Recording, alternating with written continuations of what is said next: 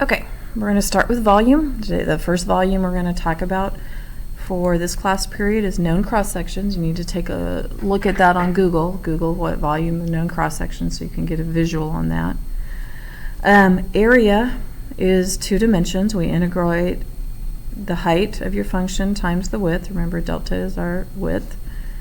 When we do volume, it's three dimensions, so we're going to integrate area, which is already two dimensions times the width to get our three dimensions. Now it's going to be nice because this relates a lot back to the area. We're going to have cross sections that are perpendicular to the x-axis. We're going to integrate the area of the shape. Your function should be in y equals. Your boundaries would be x equals a to x equals b. If I tell you they're perpendicular to the y-axis, then we're going to integrate with respect to y, and your function should be in x equals from c to d. Now, very similar to what we were doing earlier, but we're going to use the area formulas. Set up the definite integral that we would use to find the volume of the solid whose base is the region bounded by the parabola and the line with the given cross sections that are perpendicular to the x-axis. So this is going to be a of x. Okay, cross sections are a square. So what you have to do is we've got to remember, for a square, the area formula is side squared. So I need to figure out what the side is, because what I'm going to do is my volume is going to be the integral of the area. Okay. Well, my side is my top minus bottom. In other words, from here to here, top minus bottom, that will be my side. So my top function is the line. So my side is going to be x plus 3 minus my bottom function, which is the parabola, x squared plus 1. I'm going to clean that up a little bit and make that negative x squared plus x plus 2. And that's going to be my side. So what I'm going to do is I'm going to come over here, I'm going to integrate. I'm going to put my side in, side squared dx, so right here, negative x squared plus x plus 2. Okay, top minus bottom. I'm just integrating area. Area is side squared. I do need to find my limits of integration, so of course, like we've done before, x squared plus 1 equals x plus 3. X squared minus x minus 2 equals 0. So I know my limits of integration are going to go from negative 1 to 2. So there's my setup. Still top minus bottom. Cross sections are an equilateral triangle. Well, if you sat in pre-AP algebra 2, not algebra 2, geometry, you would know that the equilateral triangle formula is side squared root 3 over 4. So that's what I need to integrate. Okay, is that area formula. Again, though, I'm looking for my side. Well, I found out what my side was right up here. I know my limits of integration, so it's going to be negative 1 over 2 side squared, which would be negative x squared plus x plus 2 square root of 3 over 4 dx. Now you guys know we don't care about the square root of 3 over 4 as we integrate that. So it's going to, oops, I forgot to square that. You can pull that out. Okay. Then we have the semicircle, and these are the three. I'm not saying other ones aren't used, but these are the three most used cross sections. Okay. Now this time we have to think about that this is going to be a semicircle, which area is 1/2 pi r squared. But think about this. When I have that side right up here, and I've got the semicircle popping out of it, that's actually my diameter. So when I want to figure out what my radius is, I'm going to have to take my diameter and divide it by 2. Okay, so let's see what this would look like in my integration. Okay, so I'm going to go from negative 1 to 2, 1/2 pi. My radius will be whatever my diameter is squared. Well, my diameter is still my top minus bottom, negative x squared plus x plus 2, but I have to divide that by 2 to get my radius. Okay. Now, cleaning this up before I integrate, here's what I would do. I would pull this pi over 2 out and this 2 squared out right here, and I would actually make it pi over 8 on the outside from -1 to 2, negative x squared plus x plus 2 squared dx. Okay, now it's a setup only question. All of these are setup only questions, so any of these would have been an okay place to leave it. So really you're just taking this a step further than you did last time with your top minus bottom. Okay, so you're going to give yourself a minute. You need to try these by yourself. I'm going to pause that and then I'll show you my answers. Okay, so you have to pay attention what's going here. So we're going to set them up perpendicular to the y-axis. So I had to convert everything to x equals equations. Okay, so x equals y over 2, x equals plus or minus the square root of y. Now, when I graphed them as if they were x functions with my line and my parabola. But because I want perpendicular to the y-axis, I'm going to do right minus left.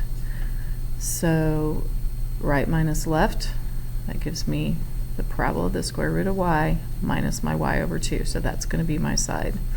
So area, oh yeah, and I forgot to tell you, remember, set them equal to each other, set them equal to 0, and then solve, and I'm going to get from 0 to 2. So the square is side squared, so I put in my side and set it up dy. Here, isosceles right triangle, remember that's half a square. Okay, half a square.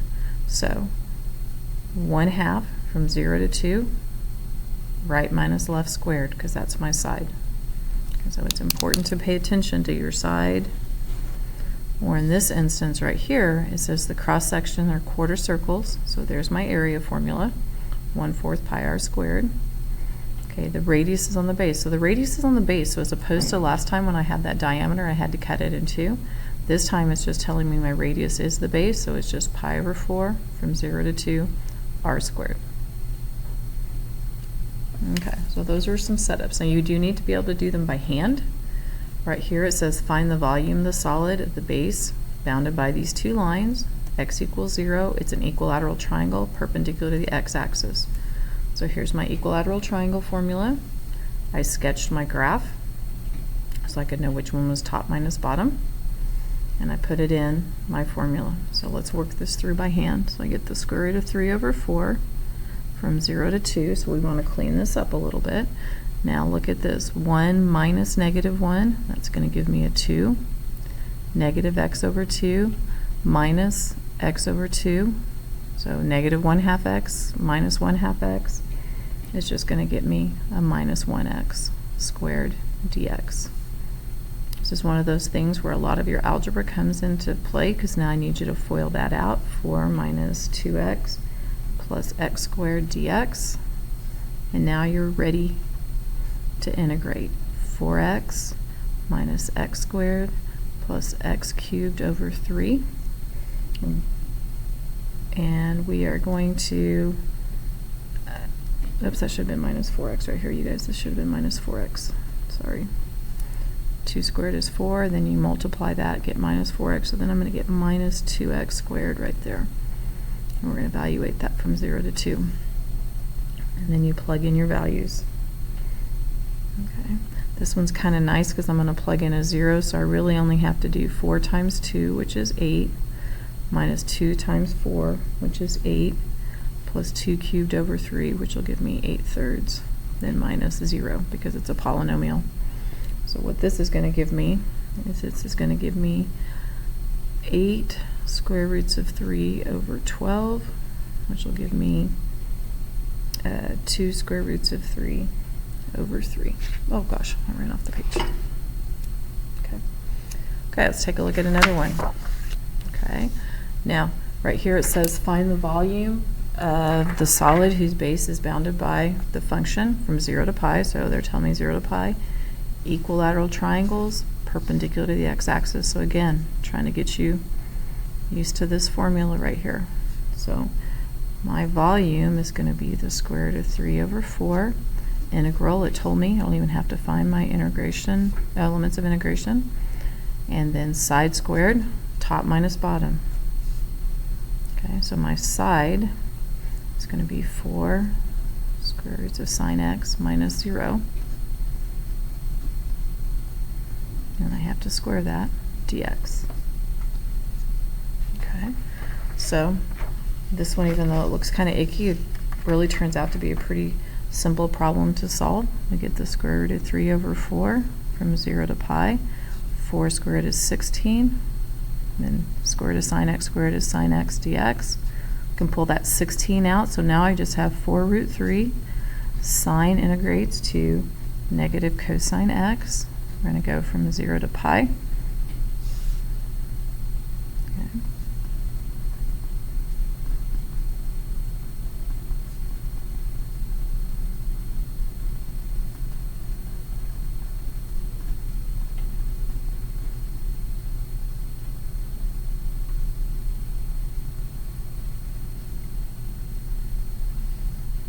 So cosine negative times the negative 1 is 1, so I think I'm going to get 8 square roots of 3.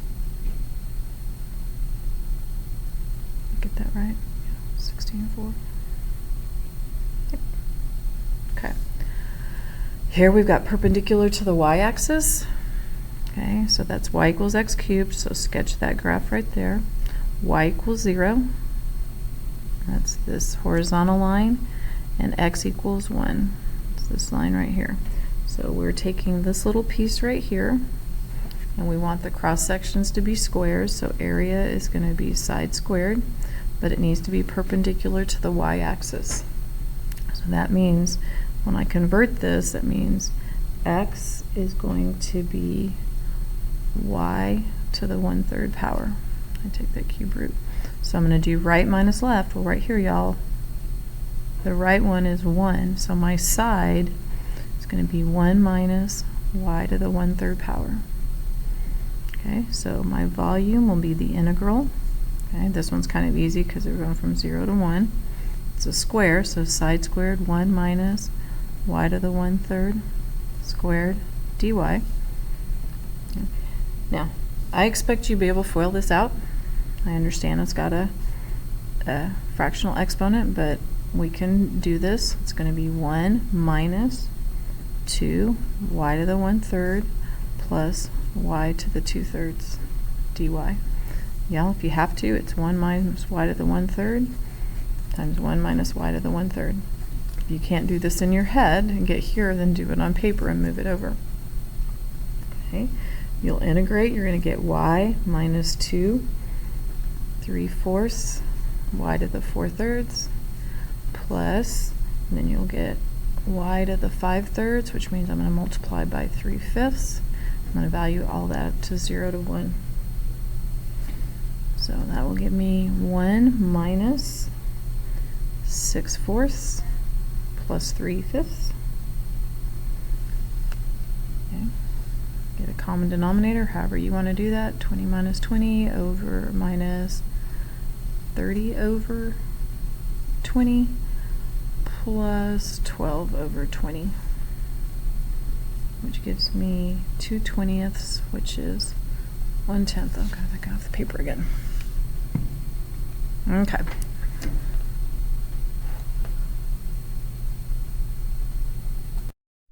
Okay, circle, so I graphed a circle, put it in y equals form because it's perpendicular to the x-axis, so y is plus or minus 9 minus x squared.